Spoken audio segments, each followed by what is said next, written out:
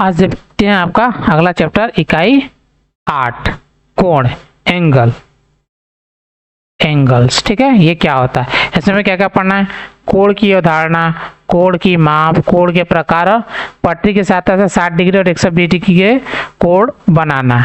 ठीक है, तो देखिए सबसे पहला है कोण की अवधारणा। क्या होता है, उभयनिष्ठ प्रारंभिक बिंदु वाली दो किरणों से एक कोण बनता है। कोण को बनाने के लिए दो किरणें उसकी भुजाएं कहलाती हैं। ठीक है, जैसे आपका कोई बिंदु है, इस बिंदु से एक डायरेक्शन में कोई किरण जा रही है और इसी बिंदु से एक दूसरे किसी भी डायरेक्शन में जा रहा है, तो इनके बीच में जो ये इस तरह से बनता है, चाप लगता है, इसे क्या बोलते हैं, आपका कोण कहते हैं। ठीक है, और इनको क्या बोलते हैं, इसकी भुजा बोलते हैं। और ये भुजाएं क्या होंगी, जैसे ये दो कोण हो गए और एक कोण ये हो गया आपका, ये भी आपका एक कोण हो गया और ये आपकी भुजा हो गई दोनों। ठीक है, तो ये तो कोण तो है ही, लेकिन इनके साथ जो सटी हुई भुजा है इसको संलग्न भुजा बोलते हैं। और ये जो पास पास में जो दोनों कोण हैं इनको बोलते हैं आसन्न कोण या संलग्न कोण। ठीक है, और जो आपस में उभयनिष्ठ भुजा जो है उसको बोलते हैं उभयनिष्ठ या आसन्न भुजा। ठीक है, इस तरह से देखिए इसमें दर्शाने के लिए, जैसे किरण होता है, किरण जैसे पी क्यू, किरण को दर्शाने के लिए हम एक ऐसे तीर का इस्तेमाल करते हैं, ये आपका इसको बोलते हैं किरण। ठीक है, और रेखा को दर्शाने के लिए आपका क्या करते हैं, रेखा दर्शाने के लिए आपका पी क्यू के ऊपर दोनों साइड में क्या करते हैं, तीर, ताकि ये बताता है कि रेखा बढ़ती जा रही है। और रेखा खंड दर्शाने के लिए आप सिंपल क्या करते हैं, इस तरह से करते हैं, इसको बोलते हैं रेखा खंड। रेखा का कोई छोटा सा हिस्सा, रेखा का छोटा सा हिस्सा होगा तो सिंपली बस एक हल्का सा लाइन खींचेंगे, तीर का निशान किसी भी डायरेक्शन में नहीं देंगे। लेकिन अगर यहाँ पर तीर का निशान दे दिया तो इसका मतलब क्या, ये किरण हो गया। अब किरण किस डायरेक्शन से जा रही है, पी से क्यू डायरेक्शन में। अगर हम किरण को इस तरह से दिखा दें तो इसका मतलब हमारा किरण जो है क्यू से पी के डायरेक्शन में जा रही है। ये आपका वेक्टर होता है, एक दिशा के लिए मापन किया जाता है। आपका एक पूरा का पूरा किताब होता है, उसमें इन सब के बारे में डिटेल में बताया जाता है कैसे होता है चीज़ें। ठीक है, तो इतनी सारी चीज़ें नहीं है। आगे देखिए इसमें तो करा, ये जो आपका दिया हुआ आकृति ओपी और क्यू ए से बना कोण दिखाया गया। ठीक है, ये कोण आपका दिखाया गया है, इसमें कोण का शीर्ष क्या है, ओ है, कोण का शीर्ष आपका ओ कहलाता है। ठीक है, इसे ओ से व्यक्त किया गया यहाँ पे। चलिए आगे करें, कोण के अभ्यंतर और बहिर्भाग। कोण के अंदर मतलब ये इस तरह से अगर ऐसे आगे बढ़ता चला जाएगा तो इसके बीच में जितने भी होंगे सब कोण के अंदर होंगे। इसके अलावा जो यहाँ पे साइड में कहीं भी होगा वो कोण के क्या होंगे, बाहर होंगे, तो इसको बोलेंगे बहिर्भाग, एक्सटीरियर पोर्शन में। ठीक है, इसमें लिया हुआ है, इसके पूरे का सेंस आपका यही है कि आपका कोण के अगर यहाँ से स्टार्ट किया इसके बीच में कहीं भी आएगा तो इसका अभ्यंतर इसको बोलेंगे अंतःभाग, और अगर इस कोण के अलावा कहीं और है तो इसको क्या करेंगे, बाह्य कोण। अगर बाह्य भाग और इस कोण पर भी है तो भी क्या बोलेंगे, ये अंत के अंतर्गत ही आएगा, या भुजा पे बोल सकते हैं इसको। ठीक है, जैसे कोण सी, बिंदु सी कोण पी क्यू आर के भुजा पर स्थित है, तो इसको तीन क्षेत्रों में, अतः कोण से संबंधित तीन क्षेत्र होते हैं। ठीक है, तो यहाँ पर आपका तीनों क्षेत्र आपको बता दिए, पहला अंतःभाग, फिर बहिर्भाग और आपका इसी पर स्थित भाग आपका। ठीक है, चलिए आपका आगे अगला टॉपिक करें, कोण की माप। अब कोण को मापा कैसे जाता है, इसको देखिए क्या बोल रहा है, दोनों भुजाओं के बीच के झुकाव को कम या अधिक किया जा सकता है। कोणों के झुकाव की माप को कोणों की माप कहते हैं। कोण को मापा कैसे जाता है, आपका चांदे की सहायता से। चांदा आपने देखा होगा, नहीं देखा है तो हम आपको यहाँ पे दिखाते हैं। ये होता है आपका चांदा, इसकी सहायता से हम क्या करते हैं, ये जो आपका यहाँ इसको इस तरह से, ठीक है, ये जो आपका यहाँ पर है ये आपका लाइनिंग है। जैसे हम कोई एक रेखा इस तरह से खींच लेते हैं जनरली, तो अगर हमको कोई कोण नापना है तो ये वाला बिंदु जो है, इस बिंदु को हम उस बिंदु के ऊपर रखेंगे जहां हमको कोण नापना है। बाकी हमको जितना 20 डिग्री 20 डिग्री या 30 डिग्री कुछ भी बनाना हो तो वहां से इस तरह से करके ये पटरी की सहायता से हम क्या करेंगे, लाइनिंग खींच देते हैं, तो हमारा कितना 40 डिग्री का कोण बन के तैयार हो गया। तो हम किससे नापते हैं, और पटरी की सहायता से हम लाइनिंग खींच देते हैं और ये आपका चांदे की सहायता से कोण बना लेते हैं। प्रकार की सहायता से भी आप क्या करते हैं, कोण बनाते हैं। तो इसको हम आपका जब कोण बनाना देखेंगे उसमें आपको बताएंगे, ठीक है। तो ये चीज हो गया आपका कि किसी भी कोण को नापा कैसे जाता है, ठीक है। तो सिंपली आपका चांदा लीजिए, चांदे का ये वाला हिस्सा जो आपका दिया हुआ है इसको उस बिंदु पर रखिए और नाप लीजिए। देखिए जैसे ये है आपका, ये आपका 60 डिग्री है। और नापने के लिए आपको ध्यान देना है ये वाला जो पॉइंट है आपका, ये यहाँ से जो पॉइंट ये है, ये सीधा रेखा आपका इसको सीधा एकदम करना है, क्योंकि ये वाला जो आपको दिख रहा है ये यहाँ पर आपको दिखा रहा होगा इस तरह से, इसी के सीधे में आपको खींचना है, ऐसा नहीं कि कहीं से भी हम खींच दें, ठीक है। तो इससे आप कोण नाप सकते हैं। इसी तरह से इस पे अब यहाँ पे रख के नाप सकते हैं, फिर यहाँ पे रख के नाप सकते हैं। तो मतलब कोण क्या होता है, कोण एक प्रकार का झुकाव होता है और उसको मापने के लिए हम चांदे का इस्तेमाल करते हैं। आगे कोण की तुलना कैसे होता है, कोण की तुलना करने के लिए चांदे का इस्तेमाल करेंगे। कोण कौन सा ज्यादा है कौन सा कम है, देखिए इसको नापने के लिए आवश्यकता है, इस उपकरण को क्या कहते हैं, चांदा कहते हैं। आप देख कर तो बता नहीं सकते कि कौन कितना माप का है, हाँ इतना जरूर बता सकते हैं कि कौन कोण छोटा देखने में लग रहा है, कौन कोण बड़ा। जैसे इसमें है आपका ये कोण और ये कोण, देखने में कौन बड़ा लग रहा है, ये वाला बड़ा लग रहा है और ये आपका छोटा लग रहा है। और इसमें क्या है, ये सब कोण क्या है, इसमें देखने से ये बड़ा लग रहा है क्योंकि इसका झुकाव ज्यादा है।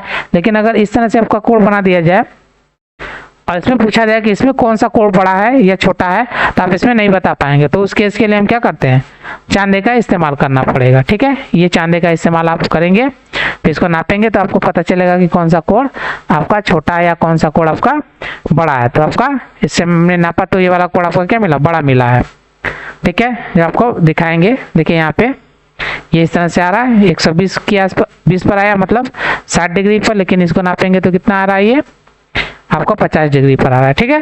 तो इसमें आपका कंफ्यूजन होगा कि मतलब एग्जैक्ट है क्या।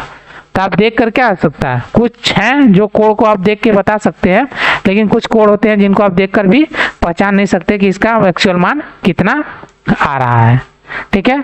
चलिए आगे देखते हैं। आपका अगला टॉपिक आ गया चांदा। चांदे के बारे में ही कह रहा है।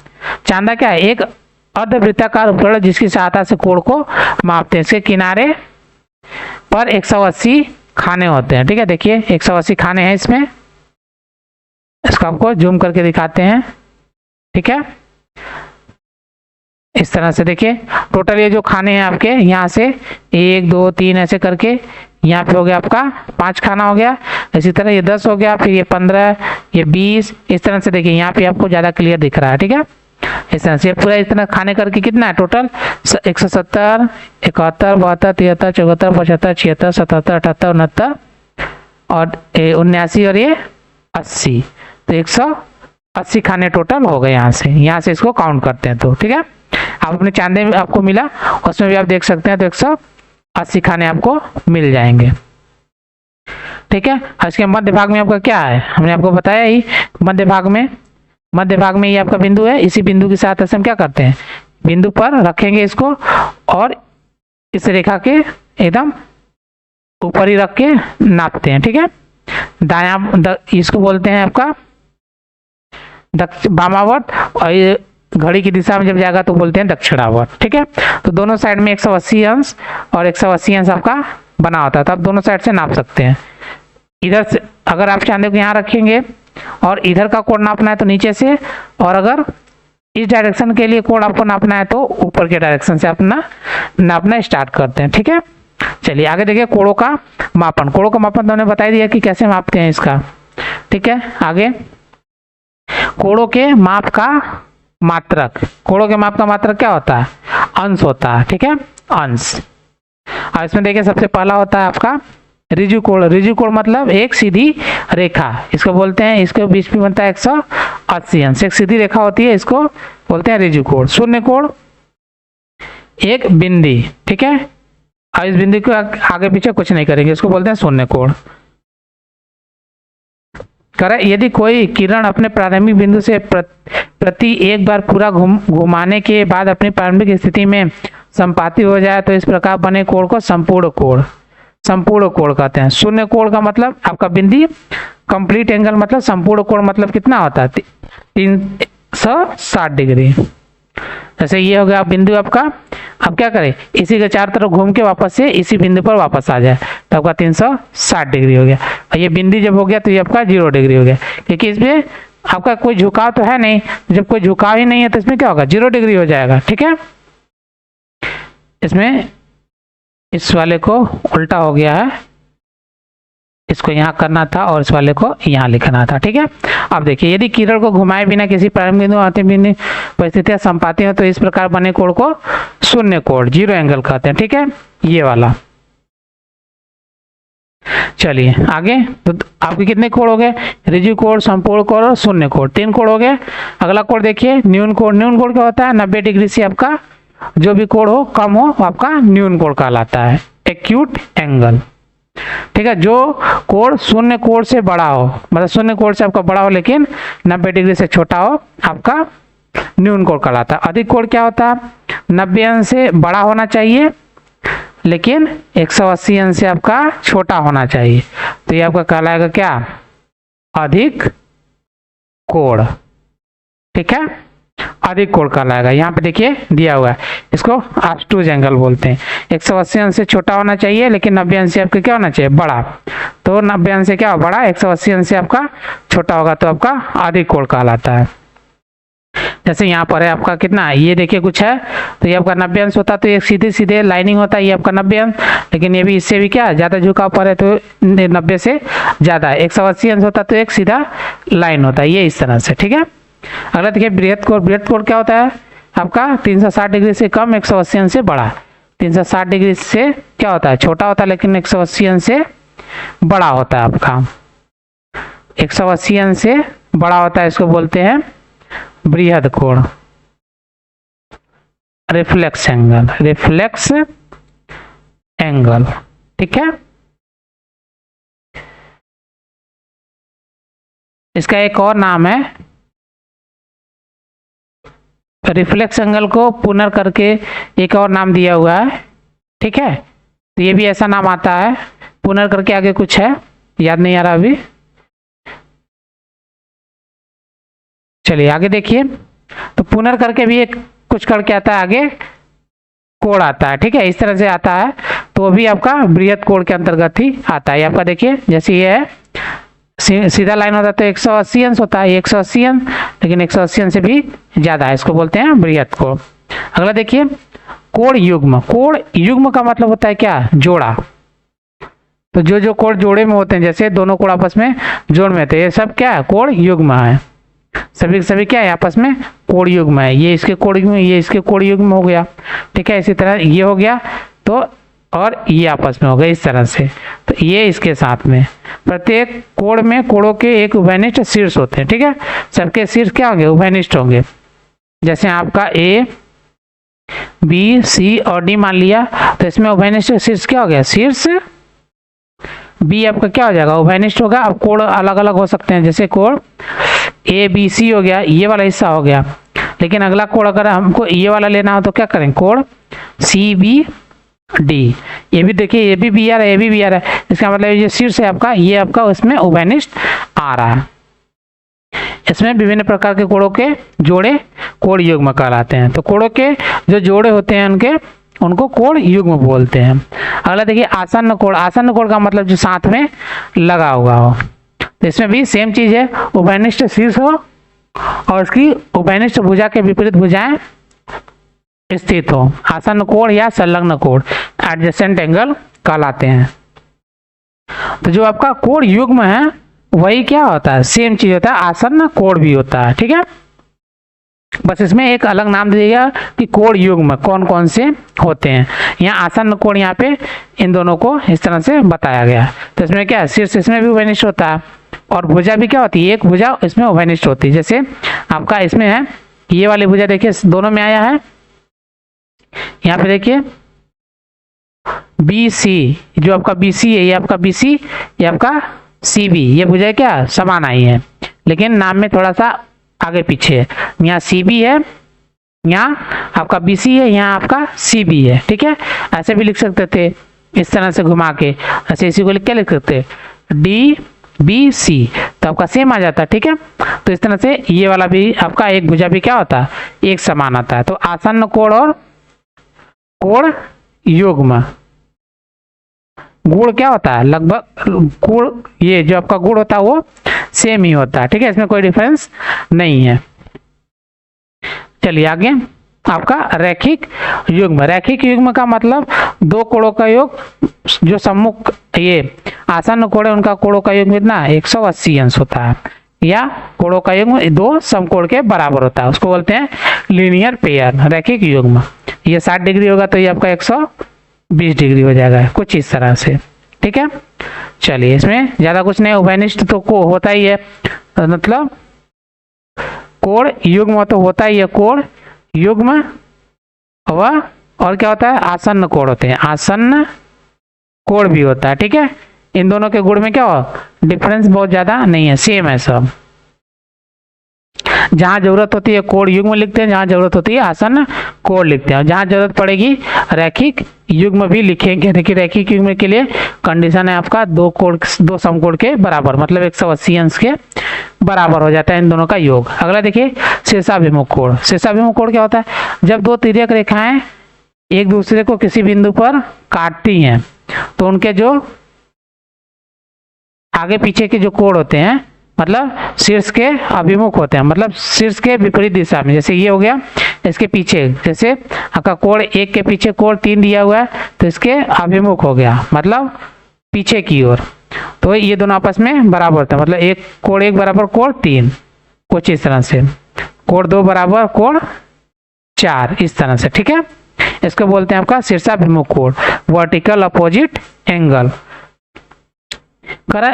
इसका देखिए क्या बोल रहा है, जब दो रेखाएं एक दूसरे को प्रतिच्छेदित करती हैं तो इनमें बने इन दो कोणों में जिनमें कोई भुजा उभयनिष्ठ न हो शीर्षाभिमुख कोण कहलाते हैं।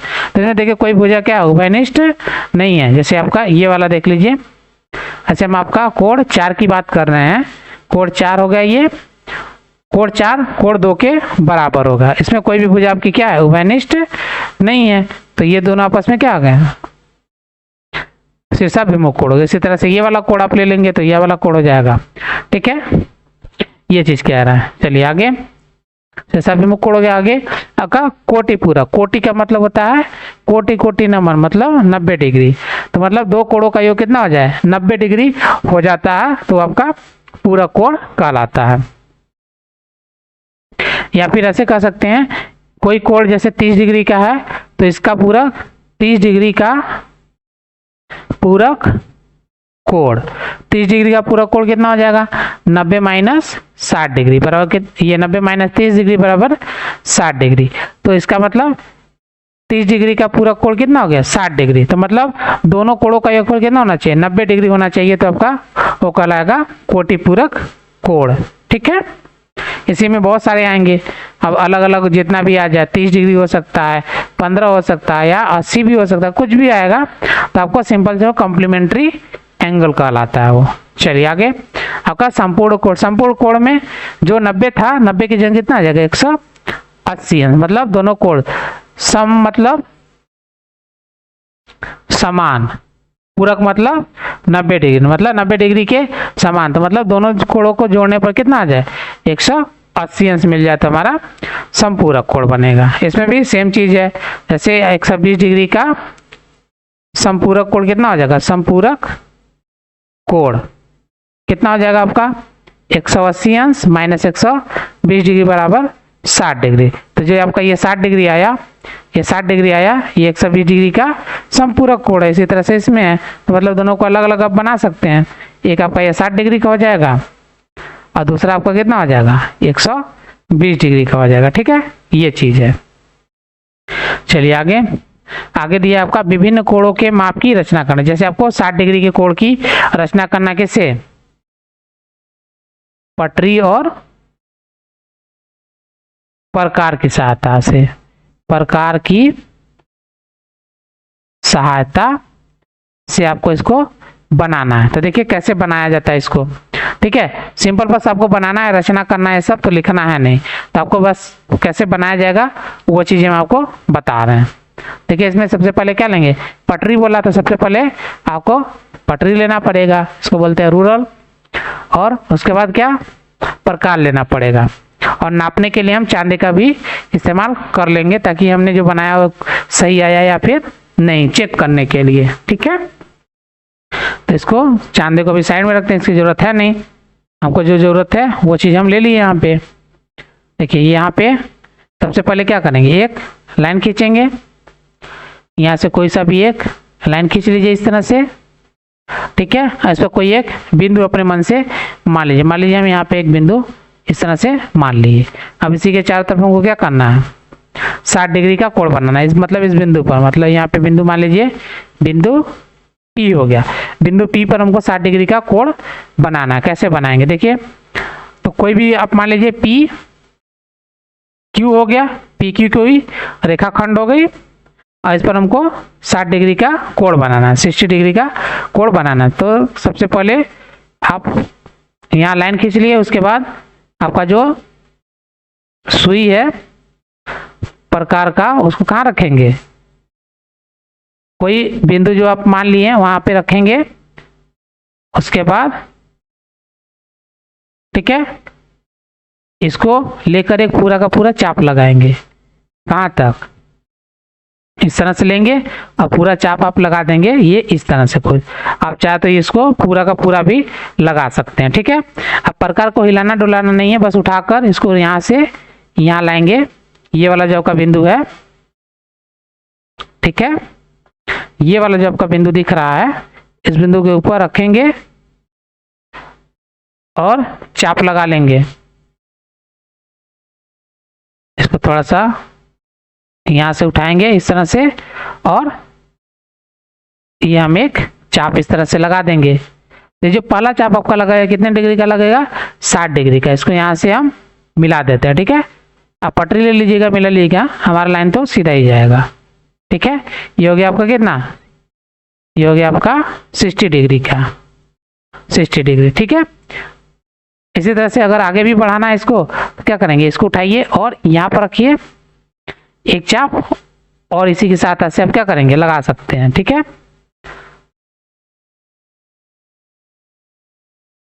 तो ये इसको ले लीजिए और यहाँ से एक चाप और लगा लीजिए, फिर उठाइए इसको, यहाँ से एक चाप और लगाइए। इसको लगाएंगे, देखिए कहाँ पे आके कट रहा है, देखिए ये यहाँ पे, इसका मतलब ये कितना हो गया। अब जब आप इसको मिलाएंगे यहाँ से, ये वाला जो आप मिला लेंगे तो हो जाएगा आपका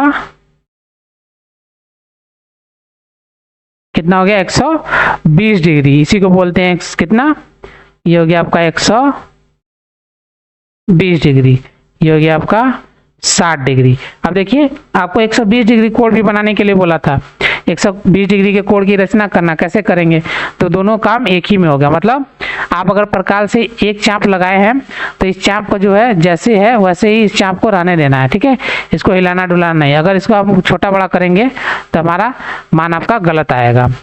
ठीक है, तो इस बात का आपको विशेष ध्यान देना है कि आपका जो मान है इसमें कम नहीं होना चाहिए। ठीक, अब देखिए चांदे से नाप लीजिए, इसको बड़ा कर देते हैं, इसको नाप लीजिए, पता चल जाएगा। ठीक है, तो आपका यहाँ पे रखिए बीच में। ठीक है, देखिए ये रहा आपका। ठीक है, यहाँ पर आपका ये बिंदु हो गया, यहाँ से नापिए, देखिए ये आपका 60 डिग्री, थोड़ा बहुत कम ज़्यादा है क्योंकि ये आपका जो ये आपकी मोटाई है थोड़ा ज़्यादा है इसमें। ठीक है, इसी तरह से यहाँ पर देखिए ये आपका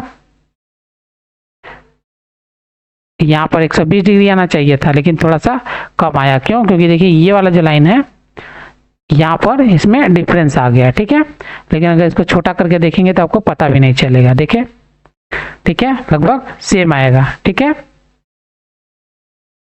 तो ये चीज आपका यहाँ से हो जाएगा। तो मतलब आपका ये जो 60 डिग्री का बना ये आपका सही है। इसी तरह से 120 का भी देखिए बना देते हैं ऐसे ही, चीजें सेम ही है। हमको और क्या चाहिए, इसको भी उठा लाते हैं यहाँ पे और ये भी उठा लाते हैं। अब देखिए यहाँ पे आपका बनाते हैं, ये रहा आपका, और कोई बिंदु ले लेते हैं, मान लीजिए पॉइंट ले लिया। अब इसको उठा के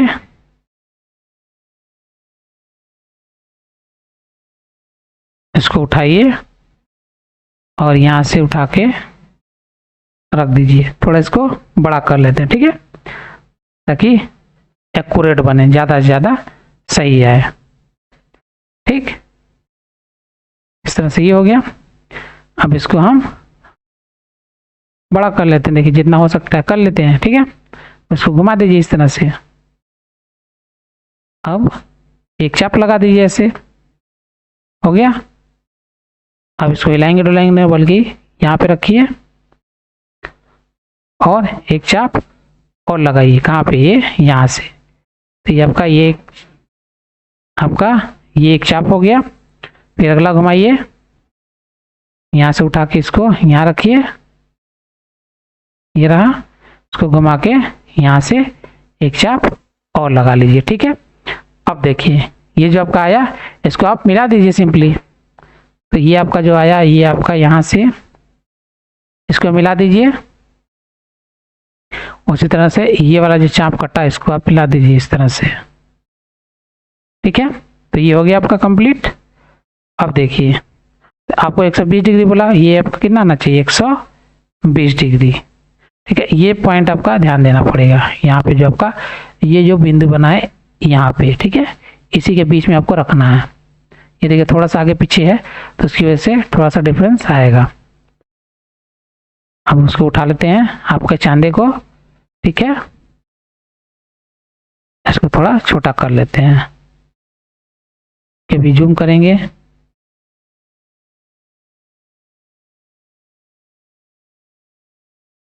ठीक, अब देखिए चांदी को रखिए इसके ऊपर और इसको मापिए। यहाँ पे इसको थोड़ा सा और बड़ा करते हैं, इससे हमारा एक्यूरेट आएगा। क्योंकि हमने जो ये यहाँ पर ये जो लाइनिंग है, ये वाली जो लाइनिंग है, इसके ऊपर इसको रख देंगे, ठीक है। तो आपका ज़्यादा क्लियर आएगा। देखिए दिखाने के लिए इसको और बड़ा कर देते हैं, ताकि समस्या ना, बीचों बीच रहेगा, 100% एकदम सही आएगा। देखिए ना, आगे आपका 60 डिग्री आया, ये यहाँ का पूरा 60 डिग्री आया। और यहाँ पर देखिए एकदम एक्यूरेट आया, कितना? 120 डिग्री। तो यहाँ पर आपका इस पर डिपेंड करता है कि आपका ये जो पेंसिल का इस्तेमाल किया, उसकी मोटाई का हिसाब क्या है। यहाँ पर मैं देखिए जूम करके दिखाया आपको, इसलिए ज़्यादा क्लियर हुआ। पिछले वाले में क्या किया था? जूम नहीं किया था, तो इसमें आपको उतना क्लियर नहीं मिला। ये आपका जो ये लाइन है, इसकी मोटाई क्या हो गई? ज़्यादा हो गई थी, ठीक है। तो इस तरह से आपका 120 डिग्री का आप बनाएंगे। और भी आपको इच्छा होगा तो बना सकते हैं, जैसे आपको कितना 90 डिग्री का बना सकते हैं, 45 डिग्री हो गया, 180 डिग्री हो गया। तो आपको सिर्फ 120 डिग्री और 60 डिग्री बनाने के लिए दिया था, इसलिए बस इतना ही बताएं। नहीं तो अगर आपको 90 डिग्री भी बनाना हो तो इसी तरह से आप क्या कर सकते हैं? बना सकते हैं। जैसे आपको बता देते हैं कैसे बनाएंगे, हालांकि ये चीज़ है नहीं आपके लिए, फिर भी इसी तरह जनरली बता देते हैं। तो इसको उठाइए, यहाँ पे छोटा कर लीजिए और ये वाला जो हिस्सा है, इस हिस्से से आप इसको नाप लीजिए, ठीक है। ये देखिए हो गया बराबर। अब क्या करिए? सिंपली इस तरह से खींच दीजिए पूरा। इसी तरह से इसको यहाँ पर रखिए और इसको भी घुमा दीजिए इस तरह से पूरा, ठीक है। ये जो कटा है इसको मिला दीजिए इससे, ये वाला हिस्सा जो आपका आया, इस वाले हिस्से को इससे मिला दीजिए। ये हो गया आपका 90 डिग्री का। देखिए अगर मैच कराना है तो इसको उठा के ला देते हैं यहाँ पे, देख लीजिए 90 डिग्री आया कि नहीं आया। देखिए 90 डिग्री आ गया। ये हो गया आपका 90 अंश, ठीक है। इतना ही करना है, तो इससे ज़्यादा आपको नहीं है, तो इससे ज़्यादा आपको अब नहीं बताएंगे तो कंफ्यूजन होगा, ठीक है। तो इस तरह से आपका ये कंप्लीट हो गया।